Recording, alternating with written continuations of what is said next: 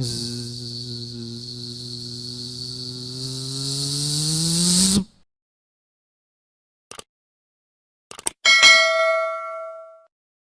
Menpan RB Cahyo Kumolo menyiapkan kebijakan khusus bagi honorer K2 dalam pengadaan P3K 2022. Salah satunya peniadaan tes kompetensi teknis bagi guru honorer K2. Juga dibuka formasi P3K untuk honorer tenaga teknis. Berikut 6 kebijakan khusus yang disiapkan Menteri Cahyo. Pertama, pengadaan ASN tahun 2022 dilakukan hanya untuk P3K. Kedua, untuk formasi P3K Guru 2021 sebenarnya telah disediakan 1 juta formasi. Namun jumlah formasi yang diajukan oleh Pemda dan kemudian dilakukan seleksi hanya 507.848. Oleh karenanya pada 2022 nanti, sisa formasinya akan dibuka kembali untuk diusulkan oleh Pemda. Selain itu, khusus untuk guru agama di sekolah negeri di Pemda juga akan dialokasikan mengingat pada 2021 hanya sekitar 22.000 yang dialokasikan, sebut Menteri Cahyo.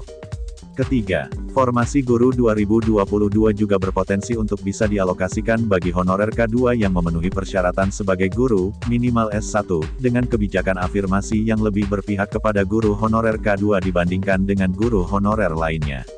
Misalnya, kata Cahyo, dengan tidak mensyaratkan seleksi kompetensi teknis tetapi cukup dengan seleksi kompetensi manajerial, sosiokultural dan wawancara sehingga peluang kelulusannya sangat besar.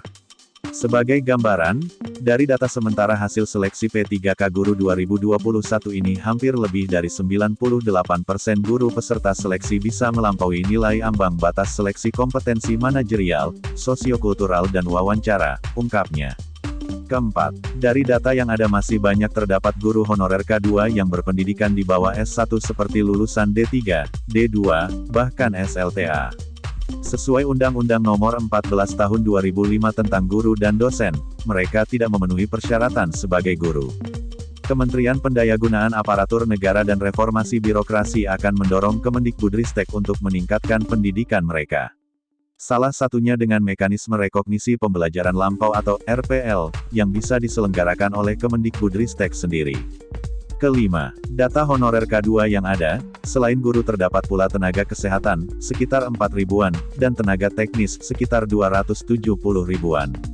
Tenaga teknis yang berjumlah sangat besar tersebut mayoritas berpendidikan di bawah D3 seperti lulusan SLTA, SLTP, bahkan SD, dan banyak yang berprofesi sebagai sopir, pramusaji, petugas kebersihan dan lain-lain. Terhadap mereka, khususnya yang berpendidikan minimal D3 masih memungkinkan untuk melamar pada jabatan-jabatan ASN yang dapat diduduki P3K. Kemenpan RB akan mendorong Pemda untuk mengusulkan formasi bagi mereka, ucapnya. Keenam, untuk mengakomodasi penanganan sisa guru honorer K2 dan tenaga teknis yang masih berpotensi untuk dapat mengikuti seleksi dan diangkat sebagai P3K tersebut, Kemenpan RB melalui Deputi SDM Aparatur telah mengusulkan tambahan jumlah formasi tahun 2022 kepada Kemenkeu.